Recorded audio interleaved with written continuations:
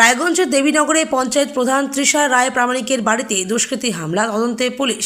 রায়গঞ্জের 10 নম্বর মারাইকুড়া অঞ্চলের প্রধান তৃষা রায় প্রামাণিকের বাড়িতে মধ্যরাতে দুষ্কৃতী হামলা। দেবীনগর এলাকার এই ঘটনায় চাঞ্চল্য ছড়িয়েছে স্থানীয় বাসিন্দাদের মধ্যে। জানা যায়, বুধবার গভীর রাতে একদল দুষ্কৃতী হঠাৎ করেই তৃষা রায় প্রামাণিকের বাড়িতে হামলা চালায়। বাড়ির দরজা জানালা ভাঙচুর, গুলি এবং বোমাবাজিও করে বলে অভিযোগ। তবে এই হামলার উদ্দেশ্য কী তা এখনও স্পষ্ট নয়। ঘটনার খবর পেয়ে ঘটনাস্থলে পৌঁছেছে রায়গঞ্জ থানার পুলিশ। ইতিমধ্যেই তদন্ত শুরু হয়েছে। স্থানীয় বাসিন্দাদের সঙ্গে কথা বলে ঘটনার সূত্র খোঁজার চেষ্টা করছে পুলিশ। সিসিটিভি ফুটেজ খতিয়ে দেখা হচ্ছে। তৃষা রায় প্রামাণিক ও তার পরিবারের সদস্যরা এই ঘটনায় আতঙ্কিত, তবে তারা সবাই সুস্থ আছেন বলে জানা গেছে। এই ঘটনা পরিকল্পিত কিনা তা নিয়েও সন্দেহ দানা বাঁধছে। এই বিষয়ে 10 নং মারাইকুড়া অঞ্চলের প্রধান তৃষা রায় প্রামাণিক কি বললেন, শুনুন। দিদি, আপনার নাম? আমার নাম তৃষা প্রামাণিক রায়। আপনি কোন দলের কি মানে ইয়েতে আছেন, দায়িত্বে? আমি এখন 10 নম্বর মারাইকুড়া পঞ্চায়েতের প্রধান আছি। আর কি হয়েছে ওখানে? আজকে রাত্রি বলবো না, ভোর বলবো, কটার সময়? 4টা থেকে 4:15টার মধ্যে অনেক জোরে বোমের আওয়াজ পাই প্রথমে। তারপরে কেউ বা কাহারা বড় বড় ইট নিয়ে, মানে আমাদের যেহেতু কাচের বাউন্ডারি, সে কাচের জানলার মধ্যে ক্রমশ হিট করতে থাকে, মানে পাথর ছোড়ে। গুলি গুলি বোমা দুটাই? গুলিরও আওয়াজ পেয়েছি আমি, আর বোমের আওয়াজ তো প্রথমেই পেয়েছি। তারপর থেকে পাথর ছুটতে শুরু করে, মানে এত পাথরের, মানে বৃষ্টির মতো, পুরো পাথর, ইট পাথরের বৃষ্টির মতো ছুড়ে যায়। তারপর আমাদের কারা করলো এটা মনে হয়? এখন কে বা কারা করেছে সে তো একজনকে তো আমরা দেখতেই পেয়েছি, তাদের নামগুলো হচ্ছে, তারা করলো তো এখন এটা কি বলাটা ঠিক? পরে বলে আপনার এখানে কিছু দুষ্কৃতী এখন মনে হচ্ছে যে তৈরি হয়ে গেছে, তারা এই কাজটা করেছে। আর প্রথমত তারা নিশ্চয়ই কোনো রকমের নিজেদের শত্রুতা দেখাতে গিয়ে এই কাজটা করেছে। পুলিশের ভূমিকা কেমন? পুলিশের ভূমিকা, আমরা সঙ্গে সঙ্গে পুলিশকে ফোন করেছি, কিন্তু ওনারা আসতে বা বুঝতে হয়তো সময় লাগিয়েছে, কিন্তু আমরা আশা রাখছিলাম যে পুলিশ আরো তাড়াতাড়ি একটু সক্রিয় হয়ে আসবে। আপনি একজন এলাকার জনপ্রতিনিধি, প্লাস আপনি একজন শাসক দলের নেতা তৃণমূলের বাড়ি, সেখানে গিয়ে আপনি নিরাপত্তা নেই, তাহলে সাধারণ মানুষরা কোথায় নিরাপত্তা নেই? কি বলবেন? এটা নিয়ে সত্যিই ভাবার বিষয় আছে। যেখানে আমরা জনপ্রতিনিধিরা বা আমরা শাসক দলের জনপ্রতিনিধিরা নিজেদেরকে নিরাপত্তা এখন আধারে দেখছি না, সেখানে সাধারণ জনগণের তো অবশ্যই সমস্যা আছে। তো আমি একটাই প্রশাসনের কাছে আজকে অনুরোধ জানাবো যে এই জিনিসগুলো ভালো মতো খুঁটিয়ে দেখা, যে দোষী তাকে প্রাপ্য শাস্তি দেওয়া, যাতে পরবর্তীতে এরকম কেউ কিছু ঘটনা ঘটানোর আগে যেন অন্তত পক্ষে একবার ভেবে দেখে। কি কারণে মানে আতঙ্কে আছেন? আতঙ্ক প্রথম আতঙ্ক যে এরকম জিনিস হওয়াটাই অস্বাভাবিক ব্যাপার। আজকে আমরা স্বাধীন দেশে বসবাস করি, আমরা স্বাধীন। সেখানে আমাদের কারো বাড়িতে হামলা হবে বা কোনো দুষ্কৃতী হামলা, আমরা যেখানে রায়গঞ্জের দুষ্কৃতী হামলা প্রায় নাই বলতে গেলে নাইয়ের কাছাকাছি এখন, এখানে কোনো রকম দুষ্কৃতী হামলা দেখা যায় না সচরাচর। মানে কি কারণে হতে পারে, আপনার কোনো ধারণা রয়েছে? এইটা আমার মনে হয় রাজনৈতিক দিকেরই কোনো রকমের শত্রুতা। আগে কখনো এরকম সমস্যা কখনো ফেস করেছেন? না, আগে কখনো এরকম সমস্যা ফেস করিনি আমি, এটাই প্রথম। এটা কি গোষ্ঠী করলো? হতে পারে, এখন আমি তো বলতে পারবো না যে কি থেকে এটা হয়েছে, কিন্তু এটা মানে অ্যাকসেপ্টেবল না। আচ্ছা, বাড়িতে কখন দেখলেন যে এরকম ভাবে ইট পাটকেল পড়ছে, এরকম বোম পড়ছে? 4টা থেকে 4:15টার মধ্যে এই ঘটনাটা ঘটেছে, আর এটা কন্টিনিউয়াসলি চলেছে 5টা অব্দি। এই বাড়িতে আপনারা কে কে থাকেন? আমি থাকি এবং আমার হাজবেন্ড থাকে। দাদা, আপনার নাম? কুশল প্রামাণিক। আপনি দলের কি দায়িত্বে আছেন? আমি উত্তর দিনাজপুর জেলা যুব তৃণমূল কংগ্রেসের সহসভাপতির দায়িত্বে কি আছি। ঘটনা ঘটলো এত রাতে? রাত বাজে তখন 4:15। আমি এবং আমার স্ত্রী দুজনেই ঘুমাচ্ছি, তো হঠাৎ করে দেখি বিকট আওয়াজ বাড়ির সামনে। এবার আমরা ভয় পেয়ে যাই।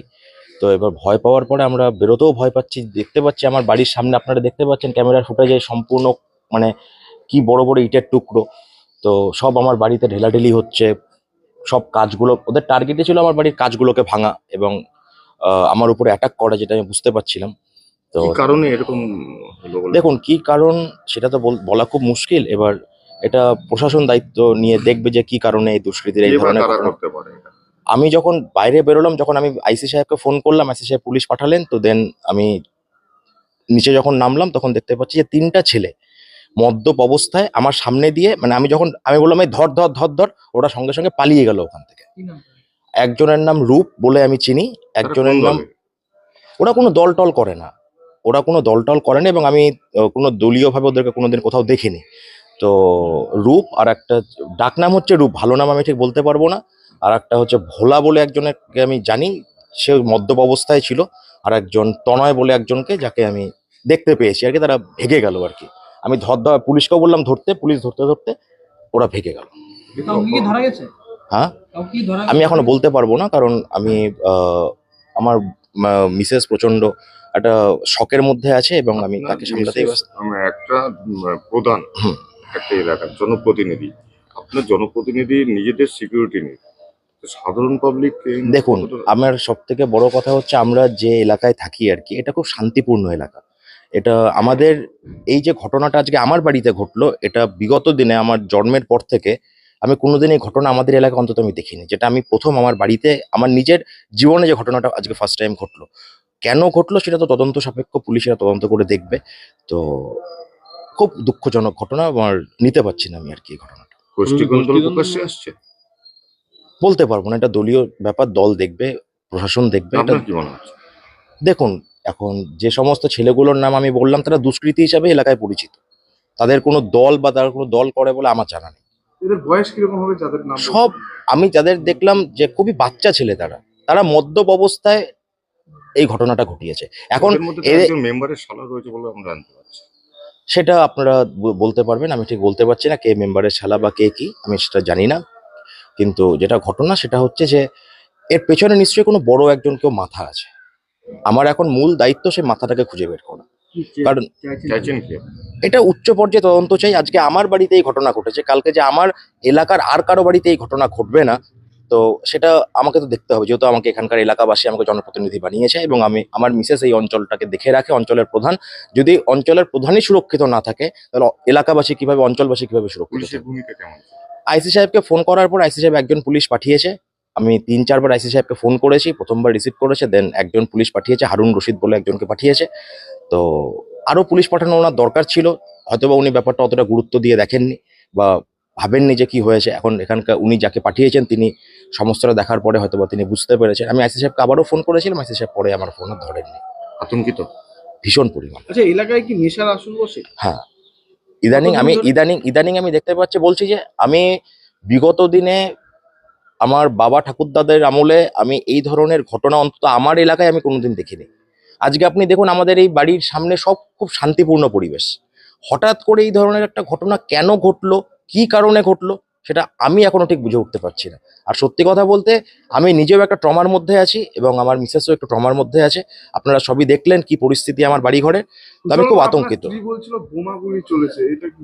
দেখুন, আমরা যখন ওপরে কাঁচ ভাঙার আওয়াজ পাচ্ছি, তো এখন কাঁচ ভাঙার আওয়াজে কি হয়, মানুষের মাইন্ড তো ঠিক থাকে না, তখন মানে কিসের আওয়াজ চলেছে, এখন এখানে গুলির আওয়াজ চললেও চলতে পারে। এবার আমি এই জিনিসটা সচক্ষে দেখিনি, কারণ আমরা তখন ঘরের ভেতরে ছিলাম। যখন আমরা নিচে নামলাম, আমি 3টা ছেলেকে দেখতে পারলাম যে 3টা ছেলে পালিয়ে গেল আমাকে দেখে। আমি পুলিশকে বললাম ধরতে, আমি অন স্পট পুলিশকে বললাম ধরুন ধরুন। একটা বাইকও এখানে দেখুন, একটা বাইকও সিজ করা হয়েছে। না, তখন তো মানে আমরা পুলিশকে নিয়ে যখন বেরিয়েছি আর কি, তখন দেখে ওই 3টা ছেলে আমার বাড়ির সামনে দিয়ে পার হচ্ছে, হাতটা ধুয়ে ধর ধর ধর ধর। কারণ রাত্রি তখন বাজে মোটামুটি 4:30, তারা মদ্যপ অবস্থায়। তো রাত্রি 4:30টার সময় মদ্যপ অবস্থায় 3টা ছেলে রাস্তায় কি করবে? ঠিক আছে। আমার এটাই মানে একটাই কথা যে প্রশাসন এটা উচ্চ পর্যায়ে তদন্ত করুক। আমি ভীষণ পরিমাণে এবং আমার স্ত্রী ভীষণ পরিমাণে এবং আমার এলাকাবাসী এখন জানে না, কালকে যখন এলাকাবাসী জানবে সবাই খুব মানে মর্মাহত এবং আতঙ্কিত হয়ে পড়বেন আর কি। বলছি, একজন মেম্বারের সাথে দেখলাম আর্গুমেন্ট হতো আপনার হ্যাঁ কিছু বিষয় নিয়ে। হ্যাঁ, এখন কি সন্দেহ করছেন? আমার কোনো সন্দেহ নেই, এটা প্রশাসনের ব্যাপার, এটা উনিও দলীয় মেম্বার। এবার দল দেখবে, প্রশাসন এটাকে তদন্ত করবে, তারপরে দল যেটা সিদ্ধান্ত নেওয়ার নেবে। পুলিশ আশ্বস্ত করেছে, খুব শীঘ্রই ঘটনার নেপথ্যে থাকা দুষ্কৃতীদের চিহ্নিত করে আইনের আওতায় আনা হবে। তবে এই ঘটনার পর দেবীনগর এলাকায় নিরাপত্তা ব্যবস্থা আরও জোরদার করার দাবি তুলেছেন স্থানীয় বাসিন্দারা। রায়গঞ্জ থেকে নিজস্ব প্রতিনিধির রিপোর্ট, ন্যাশনাল টাইমস নিউজ।